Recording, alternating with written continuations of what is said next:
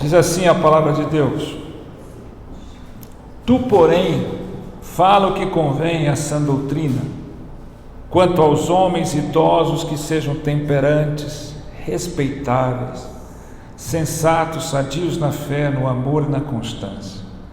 Quanto às mulheres idosas, semelhantemente, que sejam sérias em seu proceder, não caluniadoras, não escravizadas a muito vinho, sejam mestres do bem, a fim de instruir as jovens recém-casadas a amarem ao marido e aos seus filhos, a serem sensatas, honestas, boas donas de casa, bondosas, sujeitas ao marido, para que a palavra de Deus não seja difamada. Quanto aos moços, de igual modo, exorta-os para que em todas as coisas sejam criteriosos. Torna-te pessoalmente padrão de boas obras. No ensino, mostra integridade, reverência, linguagem sadia e irrepreensível, para que o adversário seja envergonhado, não tendo indignidade nenhuma que dizer a nosso respeito. Quanto aos servos, que sejam em tudo obedientes ao seu Senhor, dando-lhe motivo de satisfação, não sejam respondões, não furtem, pelo contrário, deem prova de toda a fidelidade, a fim de ornarem em todas as coisas a doutrina de Deus, nosso Salvador. Porquanto a graça de Deus se manifestou salvadora a todos os homens, educando-nos para que, renegadas a impiedade e as paixões mundanas, vivamos no presente século sensata, justa e piedosamente, aguardando a bendita esperança e a manifestação da glória do nosso grande Deus e Salvador Jesus Cristo, o qual a si mesmo se deu por nós, a fim de remirmos de toda iniquidade e purificar para si mesmo um povo exclusivamente seu, zeloso de boas obras. Diz essas coisas, exorta e repreende também com toda autoridade. Ninguém te despreze. Amém. Vamos ter uma palavra de oração. Ó Deus, obrigado. Obrigado por tudo que Tu és. Obrigado, Senhor, por esta manhã. Obrigado pela oportunidade de podermos cultuar o Teu nome e pelo livre acesso que temos a Tua palavra, que temos a liberdade de ouvi-la. Fala, Senhor, fala conosco, ministra aos nossos corações, para que de fato possamos sair daqui diferentes da forma em que entramos, mais distantes do mundo, mais perto de Ti, Senhor, em nome de Jesus. Amém. Amém. Um retrato evidente, óbvio, da sociedade hoje, da humanidade, é que a humanidade hoje ela se preocupa muito com os seus direitos, ela sabe exatamente os seus direitos. Qualquer pessoa mais simplória que existe sabe reivindicar direitos, sabe exatamente direitos.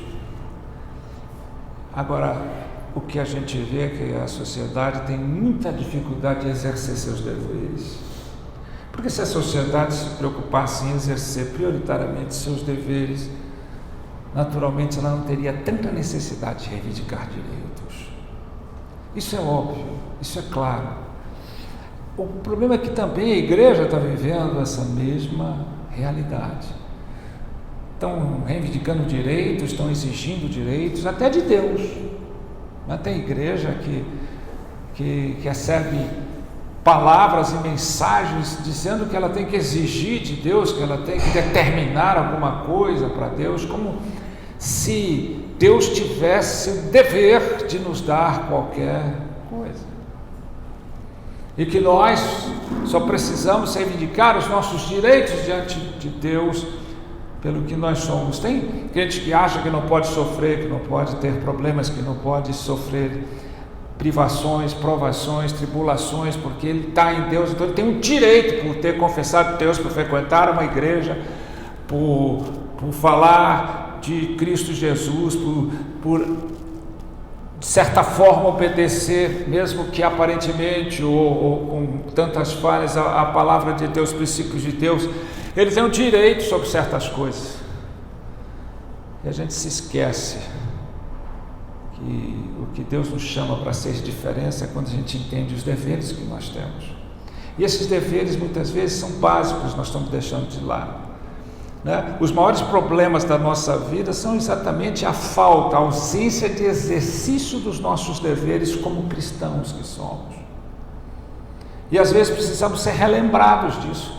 Eu tenho falado há tantos anos que nós não precisamos ser instruídos tanto, nós precisamos ser muito mais lembrados do que nós esquecemos, negligenciamos, deixamos de lado, né? O exercício dos nossos deveres faz com que, de fato, eu não me preocupe com reivindicar tantos direitos. Não é que nós não precisamos saber quais direitos temos, mas nós precisamos muito mais desenvolver, praticar, exercitar os nossos deveres. E é isso que essa palavra chama. Essa carta de Tito, ela é similar à carta que Paulo fala a Timóteo. Tanto que eu terminei essa fala dizendo: ninguém te despreze. Paulo também fala a Timóteo para que ninguém despreze a mocidade dele, para que ele seja exemplo, né? Então ele está falando aqui aos cretenses, e essa carta começa falando sobre falsos profetas, falsos ensinos, fábulas que eles inventam, que eles criam, né? Que diferem da sã doutrina, da doutrina saudável, do evangelho saudável, de pessoas que têm saúde interior, que ainda que sofram, ainda que possam lidar com seus sofrimentos, suas dificuldades, têm saúde interior. E aqui ele dá uma sequência básica, elementar de deveres, que nós precisamos rever. Eu tenho exercido isso. Ele fala dos idosos, das idosas, das jovens, dos empregados, do cristão de maneira geral, em classes diferentes de idade, de vida. E será que nós estamos exercendo o que a gente vê muitas vezes? São idosos se perdendo completamente, são jovens ainda se perdendo completamente, querendo todos exigir um monte de coisas, mas exercer o mínimo das coisas, de deveres, né? Ele começa dizendo: tu, porém, fala o que convém a sã doutrina. Será que hoje a falta ou a ausência do exercício dos deveres cristãos tão latente, tão explícito, não é pela falta de uma sã doutrina sendo pregada, que confronta o nosso pecado, que exige de nós uma postura diferente do mundo, que faz com que a gente olhe mais para Deus e se afaste do mundo, que faz com que a gente entenda que fomos chamados para a glória de Deus, que o nosso exercício maior tem que ser o exercício na piedade. Piedade significa uma vida que honra a Deus. Será que nós na igreja, ainda que eu saiba e entenda que muitos de nós temos problemas, dificuldades, que precisamos e buscamos os recursos através da fé de Deus para prover na nossa vida aquilo que necessitamos, mas será que é isso que é o mais importante em nossas vidas? Será que nós estamos entendendo aonde está a verdadeira felicidade? Tem tanta gente reivindicando o direito de ser feliz, mas não exercendo o dever de fazer os outros felizes. Tem tanta gente reivindicando o direito de ser amado, mas não exercendo o dever de amar, porque nós precisamos amar primeiro, antes de querer ser amado. O próprio Jesus disse: vocês me amam porque eu amei primeiro. Deus nos amou primeiro, é por isso que nós temos a capacidade ainda tão limitada de amá-lo, porque Ele amou primeiro. Eu acabei de falar aqui há pouco tempo para vocês, o amor de Deus, ele faz o mundo girar, é o amor de Deus que faz o mundo girar, e é o nosso amor por Deus que faz o santo agir, cuidar e servir. E para agir, cuidar e servir como santidade não é puritanismo, santidade precisa ser falada, a sã doutrina, ela exige que falemos e alcancemos a santidade. Santidade é ser igual a Jesus, santidade é crescer na graça, e crescer na graça é crescer para baixo, diminuindo para que Cristo cresça. Isso não veio exigir direitos, isso veio exercer deveres, ensinar deveres. Isso não veio para amar antes de amar, ele veio por amor. E olha o que está dizendo Quanto aos homens idosos, que sejam temperantes. A gente vê pessoas ficando mais velhas e destemperadas, pessoas mais velhas que não têm equilíbrio, quando deveriam ter idosos, exercer o dever de serem pessoas temperantes. Os mais velhos não têm o direito de falar o que querem, de dizer o que querem, de responder como querem, porque estão mais velhos. Eles têm o dever de serem temperantes. Quanto mais velho você é, mais temperante você deve ser, mais equilibrado você deve ser, porque essa é uma característica de um cristão verdadeiro que tem o Espírito de Deus em si. Sejam temperantes, que sejam respeitáveis. Quantas pessoas mais velhas hoje exigem respeito, mas não praticam respeito? Não é possível que um homem idoso, um cristão idoso, viva exigindo que os outros o respeitem, sem exercer o dever de ser respeitável, de respeitar as coisas, de respeitar as pessoas, de mostrar o que é o respeito a Deus e às pessoas, o respeito a si mesmo. Sejam pessoas sensatas. Não é possível. Isso é um dever básico de uma pessoa mais idosa cristã, ser sensato, equilibrado, moderado. Não cabe ao homem mais idoso a insensatez, a inconsequência dos seus atos. Tem que ser sensato no que fala, no que faz, no que sente, na percepção.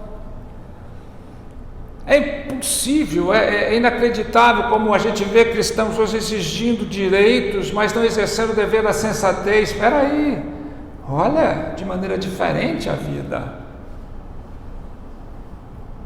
Sejam sadios na fé. Então, espera aí, está dizendo que tem fé adoecida? Tem.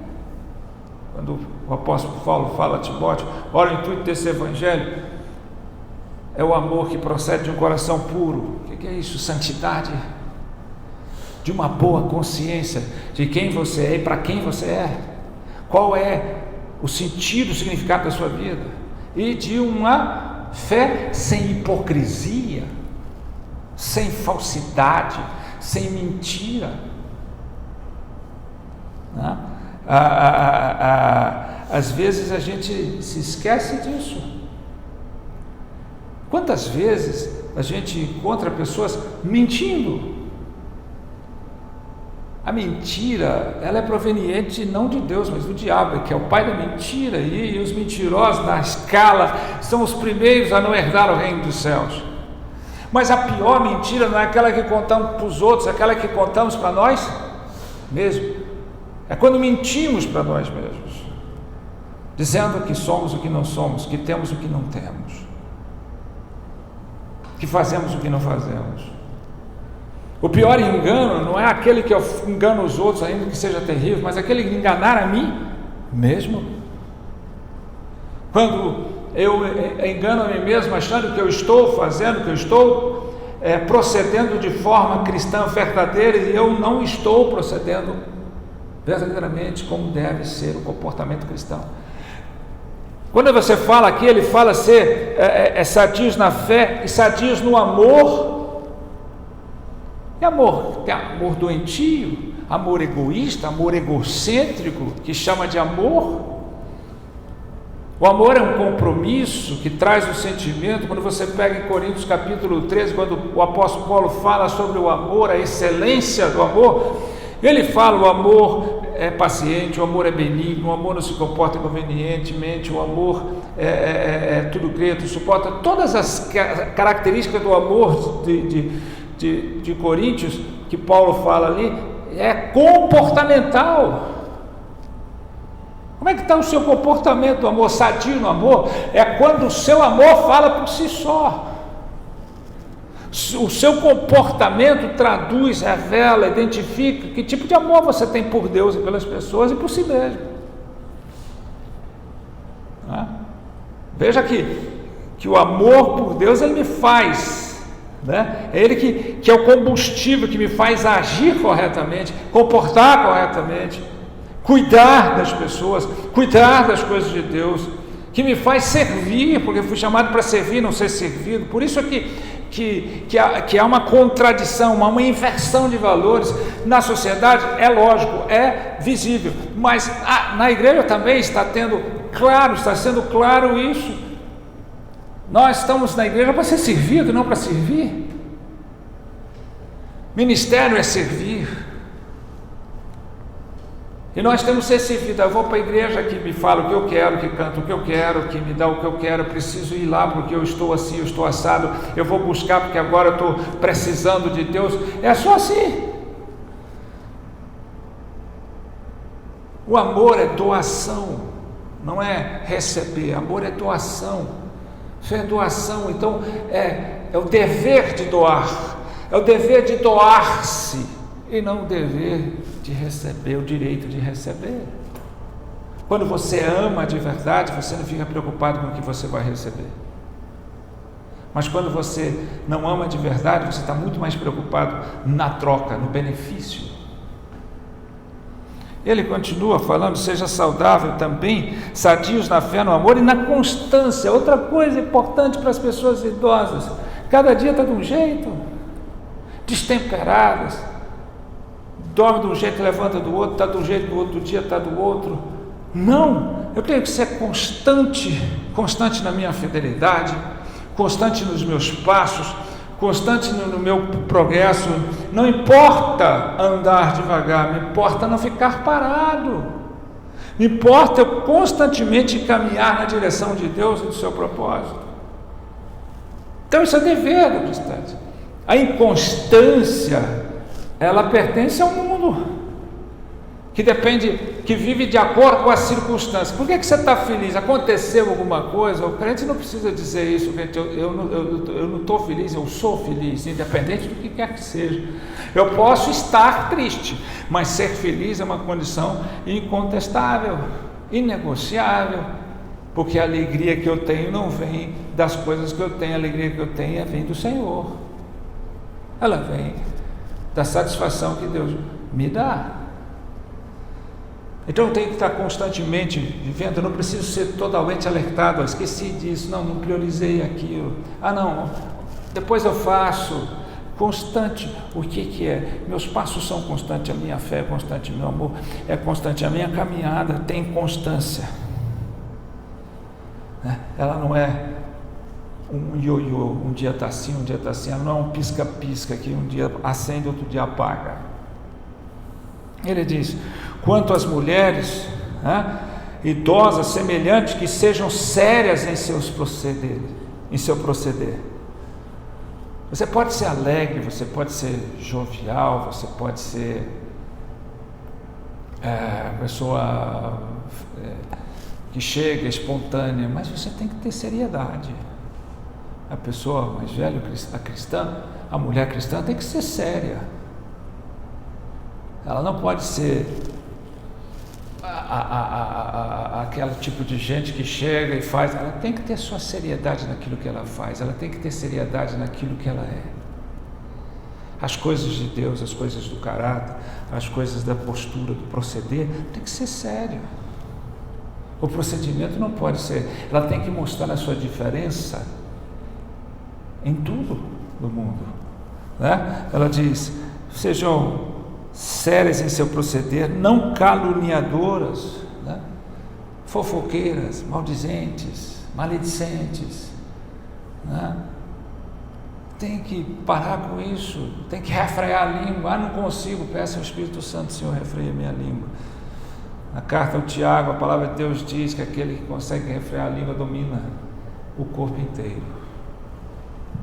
Ela tem que ser não escravizadas a muito vinho, isso é lógico. Porém, o que a gente vê hoje é que parece que há um liberalismo total. Há tantas igrejas, há tantos líderes que não pensam mais nisso. A palavra de Deus está dando aqui. Se você sabe o bem que deve fazer, não faz, você está cometendo pecado. Se você, eu gosto, para ser cristão de fato, tem que pagar um preço. de abandonar aquilo que é o prazer da carne para ter prazer em Deus. Sejam mestras do bem. Isso é importante, né? Você não precisa ser intelectual. A mulher idosa, ela tem que ser mestra do bem, ela tem que mostrar para o mundo, dos intelectuais, dos eruditos, dos capacitados, que ela é uma mestra em fazer o bem.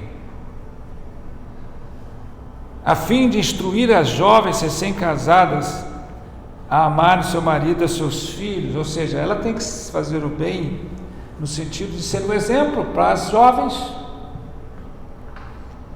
A mãe tem que ser um exemplo para as suas filhas. A mulher mais velha tem que ser um exemplo para as mulheres mais jovens. Assim como o pai para os filhos. Todos têm que ser. E as mulheres mais jovens têm que ser aprendidas a amarem o marido e os seus filhos. De fato, não amarem apenas o seu corpo, não amarem apenas o seu mundo, não amarem apenas a sua profissão, não amarem apenas o seu mundinho. A serem sensatas, jovens sensatas também. Onde está a sensatez, a prudência, o equilíbrio, a moderação. A serem honestas, honestas não só no sentido delas com o mundo, mas honestas consigo mesmas, principalmente, percebendo as suas falhas, revendo os seus conceitos, os seus valores sempre, percebendo os seus pecados. Boas donas de casa.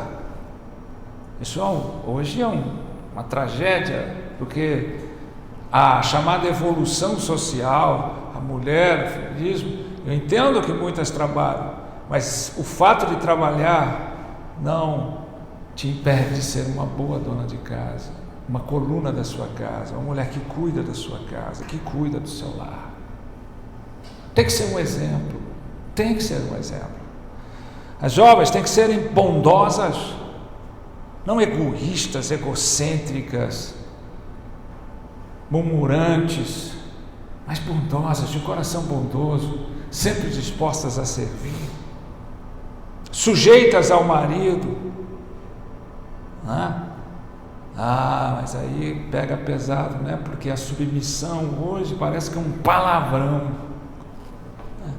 Ser submissa, está sujeita ao seu marido como sacerdote da sua casa. Mas só a parte ruim é para a mulher? Não. Para o marido, a palavra de Deus chama ele a amar as esposas como Cristo amou a igreja.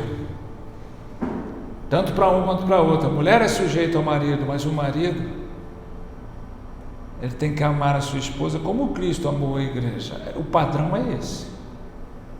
O padrão é esse.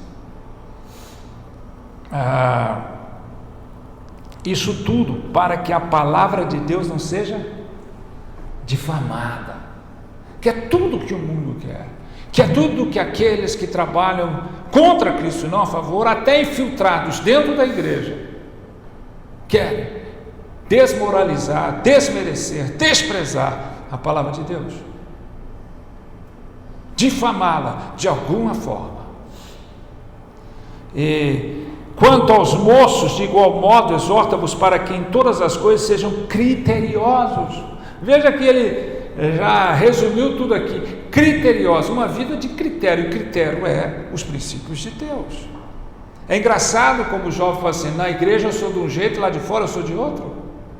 É como você assistir uma partida de futebol, onde o árbitro que está arbitrando a partida, ele usa dois critérios diferentes. Para um time ele usa um, para outro ele usa outro. É justo, é lícito isso? Então para um é falta para cartão amarelo, para outro não é falta nem cartão. A mesma coisa. Para um agarrar na área é pênalti, para outro é apenas jogo. Que critério você tem usado na sua vida? Jovens, né? Os jovens têm critérios idênticos? Ele é o mesmo dentro e fora da igreja? Ou o critério dele é aquilo que a gente ouve absurdamente de gente falando: irmãos e irmãos, negócio à parte. Eu sou uma coisa como cristão, mas nos negócios eu sou outro. Eu sou uma coisa como cristão, mas na palavra eu sou outra. Eu vivo dentro da igreja exortando, exaltando a Deus, mas lá de fora eu exalto o mundo. Que critério é esse que os jovens têm? Então, é uma pergunta tranquila, né? Manter a fé, as boas obras. Que critério é esse que você está tendo? Um dia assim, outro dia não. Né? Não, eu obedeço em parte não. Eu obedeço aquilo que me convém, mas aquilo que eu ainda não me convém, eu prefiro ficar na indecisão. Eu prefiro tomar uma decisão mais tarde. Que critério é esse? Eu quero viver com Deus, mas não quero praticar. Torna-te pessoalmente padrão de boas obras, padrão de excelência. O sarrafo é mais alto. Aproveitando o término das Olimpíadas, saltar em altura, você vai aumentando. E aí eu quero ver você o de Deus, aqueles atletas não conseguem ultrapassar. O campeão olímpico não consegue saltar o sarrafo do padrão de excelência de Deus e da palavra de Deus. Nós não podemos nos comparar ao mundo. Nós temos que nos comparar ao que a palavra de Deus diz. A nossa referência é para cima, não para baixo. Ele diz, no ensino, mostra integridade, né? Integridade é uma questão de caráter, honestidade é uma questão de formação. Nem todo honesto é íntegro, mas todo íntegro é honesto. A integridade, o seu caráter tem sido moldado dia a dia à semelhança de Cristo. É isso que nós temos que nos perguntar. Reverência, né? É outra coisa que a gente tem perdido com Deus, o temor, a reverência a Deus, a reverência às coisas que nós temos que reverenciar. Hoje a gente não tem mais respeito e reverência por nada. A gente vê jovens hoje conversando de forma assim, sem reverência alguma, sem respeito algum, por autoridades ou por quem quer que seja, autoridades eclesiásticas ou autoridades civis. Qual a reverência que você tem? Você trata as pessoas como o quê? Precisa rever. A sociedade hoje é assim, eu chamo de você, e aí, cara, o mais velho. Mas a reverência para o cristão não é Senhor. Outro dia eu estava conversando com a Denise, ela falou que uma senhora de 93, ela falou, não me chama de senhora, me chama de você. Eu disse para ela, você tem que dizer, eu sei que ela é agradável, mas qualquer senhora que chegar para mim e disser, me chama de você, eu falei, eu não estou chamando a senhora pela idade, estou chamando pela reverência, pelo respeito. Eu vou continuar chamando de Senhor. Tem gente que acha que é agradável chamar uma senhora de você, ou um senhor de você. Não, eu estou mostrando que ela é jovem. Não, você está desrespeitando, sendo irreverente. A linguagem sadia e irrepreensível. O que sai da nossa boca? Não saia nenhuma palavra torpe da sua boca, ou seja, uma palavra inútil, mas somente aquelas que edificam. Eu estou moderno demais, agora eu falo qualquer coisa que sai da minha boca. Não falei por maldade. Fala assim, quando Pedro estava ali sendo indagado se ele pertencia aos discípulos, quando Jesus foi levado, e ele ali no pátio, ele negou quando ele negou Jesus, e toda vez chegaram, você é um deles, porque você fala como eles, você tem falado como um cristão, sendo identificado como um, ou você tem sido normalmente como o mundo fala? Saem palavras, você cuida que as palavras saiam. É engraçado, se você for fazer uma palestra, se você for dar uma aula, se você for fazer lá na mídia ali, na internet, você vai cuidar das suas palavras. E por que você não tem cuidado das suas palavras quando você fala fora disso? Na sua intimidade, onde quer que você vá. Não é só as palavras que são torpes e inúteis, mas a maneira de falar. Seja irrepreensível. Quantas vezes uma palavra fere mais do que um soco? Quantas vezes você diz coisas que não devia? A boca fala o que o coração está cheio. Enche o seu coração de boas coisas e a sua boca vai falar disso. Não fale palavras torpes, mas saia da tua boca somente aquelas que edificam. Para que o adversário seja envergonhado. não tendo indignidade nenhuma para dizer a nosso respeito. Quem tem sido envergonhado na sua vida? O diabo, ou você tem sido envergonhado por ele? Você tem envergonhado o diabo, ou o diabo tem te envergonhado o tempo todo? Mas ele... Cabe a você. O seu procedimento envergonha o diabo, ou o diabo te envergonha. E ele ainda diz, para que não só eu não seja envergonhado, mas a igreja não seja envergonhada, Deus não seja envergonhado. Não é uma questão só da minha própria vergonha, porque muitas vezes eu nem mais me ligo para a minha vergonha. Mas é uma questão de envergonhar Deus e a sua igreja. Quanto aos servos, que sejam em tudo obedientes ao seu Senhor, dando-lhe motivo de satisfação, não sejam respondões, não furtam, pelo contrário, deem prova de toda a fidelidade, a fim de ornarem em todas as coisas a doutrina de Deus, nosso Salvador. Eu não preciso nem falar muito disso aqui. A fim de ornarem, a ornamentação que torna belo, que torna agradável, que torna tudo bom quando você serve por amor a Deus. Você orna a doutrina de Deus. Então, olha só a diferença da sã doutrina para a doutrina falsa, a doutrina de coisa que os próprios cretentes aqui estavam enfrentando, que o próprio Tito tinha que combater. Para ornarem a doutrina verdadeira, a doutrina de Deus, nosso Salvador, de Cristo Jesus. E ele termina, a graça se manifestou salvador a todos os homens, educando-nos para que, renegados a impiedade e as paixões mundanas, vivamos no presente século sensata, justa e piedosamente, aguardando a bendita esperança e a manifestação da glória do nosso grande Deus e Salvador Cristo Jesus, o qual assim mesmo se deu por nós, a fim de remirmos de toda iniquidade e purificar para si mesmo um povo exclusivamente seu, zeloso de boas obras. Diz essas coisas, exorta, repreende também com toda autoridade, ninguém te despreze. Nós sabemos o quanto tribulação, dificuldade passamos, mas esquecemos das coisas facilmente.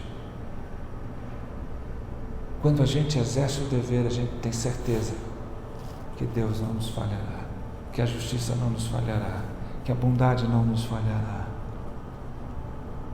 Quando a gente está exigindo demais direito, é porque a gente está esquecendo demais dos nossos deveres. Quando a gente está querendo demais outras coisas para o nosso benefício, a gente está esquecendo da doação. Então, para pensar que um dos maiores problemas que nós causados nas nossas vidas são causados por nós mesmos. Meu casamento está ruim, será que é porque o outro é culpado, ou porque eu também não estou exercendo o meu dever? Quando eu exerço o meu dever, eu sei que eu vou ter recompensa lá na frente. Minhas relações não estão boas, minha vida com Deus não está boa. Como é que está exercendo? Eu não estou conseguindo influenciar ninguém. Por quê? Eu não estou conseguindo fazer diferença onde eu vou. Por quê? Eu para ser reconhecido minimamente como cristão, eu tenho que anunciar que sou. Porque as minhas palavras não dizem, o meu procedimento não revela, o meu comportamento não identifica, o meu amor não mostra, não revela isso. Meu amor por Deus, meu amor pela obra, todos esses procedimentos, todos esses deveres aqui, eles não são nada esquecidos. Nós falamos, é mesmo, consciência nós temos disso tudo aqui. Cadê a prática? Cadê a consciência moral disso aqui? A moralidade não está só no aspecto de não fazer isso daqui, mas está no aspecto de eu exercer os meus deveres. Tem tanta gente imoral exigindo direitos morais. Tem tanta gente acusando os outros de certas coisas que eles mesmos fazem. Aonde está o nosso cristianismo? Sim, se eu faço parte da Igreja de Cristo, se eu sou cristão, eu tenho que ser um padrão de excelência diferente em tudo que eu fizer. E eu não vou cansar de dizer isso. Como eu tenho falado, né? Quanto mais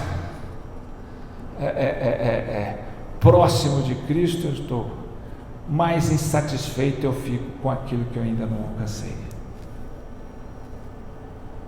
Em Cristo Jesus, como cristão. É muito bom receber uma palavra de estímulo, é muito bom receber uma palavra de incentivo, uma palavra de promessa, uma palavra de cura, uma palavra de prosperidade. Sim. Melhor ainda, receber uma palavra de instrução, uma palavra sadia, que te transforma, que te faz perceber que mais do que o seu mundo, o seu viver, é andar com Deus. Enoque foi trasladado, e trasladado prematuramente, né? Enquanto os outros viviam 800, 900 anos, Enoque viveu 300 anos, o que a gente poderia chamar de prematuro, jovem. A gente diz assim, poxa, quando um jovem morre na flor da idade. A palavra de Deus diz, Enoque andou com Deus, e Deus se agradara tanto de Enoque que o trasladara, que o levou. Será que a gente perguntaria assim, se Deus se agradasse de um jovem, de um filho, ou de nós mesmos, para nos levar, será que a gente falou, não, então vou desagradar a Deus para ele não me levar tão cedo? A Bíblia é clara quando diz, Enoque andou com Deus, Deus se agradou e o trasladou, o levou consigo. E o interessante toda aquela genealogia lá dos filhos e dos tempos de vivência, disse fulano, Metusalém, tarará, viveu 900 anos, Cicano viveu 900 anos, e Enoque andou com Deus. Quanto se dizia e se evidenciava, se intensificava o fato das pessoas viverem 90 anos, a de Enoque foi andar com Deus. Nós estamos hoje vivendo uma realidade interessante, porque a longevidade aumentou. As pessoas estão vivendo muito mais anos, né? 90 anos tem gente dirigindo, trabalhando, né? Agora não é difícil você dizer eu vou viver até os 100 anos. A questão é como viver. Será que é só viver? O que a gente vê na passagem da palavra de Deus a respeito de Enoque é que há coisa mais importante do que viver, né? Andar com Deus. Andar com Deus. Porque não importa só contar os seus dias, importa a sabedoria que vem do alto para te mostrar como os seus dias são contados. Então, mais uma vez, aqui eu deixo claro, e não é fácil, né? Para mim seria muito mais interessante falar de coisas boas, de prosperidade, mas não exortar, chamar. Mas aqui a palavra de Deus, como fala Timóteo, fala aqui, exorta, diz essas coisas, repreende, também com toda autoridade, exorta, repreende, admoesta. Como é que está o seu procedimento? Como é que está os nossos procedimentos, o nosso comportamento como cristão? Será que nós estamos verdadeiramente pedindo a Teu Senhor, me ensina a exercer os meus deveres? Ou será que nós passamos a maioria das nossas orações pedindo, Senhor, me dá isso, me dá aquilo, me faz isso, me faz aquilo? Você tem o direito de ser feliz? Ou você tem o dever de ser feliz? E ser feliz não é algo que você busca para você, é algo que você busca para os outros. A felicidade não é uma questão de conquistas e realizações, mas é uma questão de mudança interior, de mudança de perspectiva. Há tanta gente conquistando, realizando e não tendo nenhuma demonstração de felicidade, porque aquilo não tem mudado em nada. E há tanta gente tendo dificuldade, enfrentando problemas, perdas, dores, e evidenciando uma felicidade que não se pode apagar. Felizes, bem-aventurados, a palavra de Deus diz, são os pobres do espírito, são os que choram, são os misericordiosos, são aqueles que procedem, que exercem o dever de serem povo de Deus, escolhido de Deus, separados por Deus. Santidade é isso. Sejamos esse povo santo. Não apenas dizemos que somos santos separados verbalmente, mas pratiquemos isso. Amém? Em nome de Jesus. E você vai encontrar a verdadeira felicidade, que não está na busca daquilo que você quer, mas está no alcance daquilo que você é em Cristo Jesus. Sempre disse, aquele que tem e aquele que faz nunca é, mas aquele que é, ele tem a possibilidade de ter e fazer. Possibilidade, porque prioridade é ser. Amém? Vamos ficar de pé, vamos orar ao Senhor.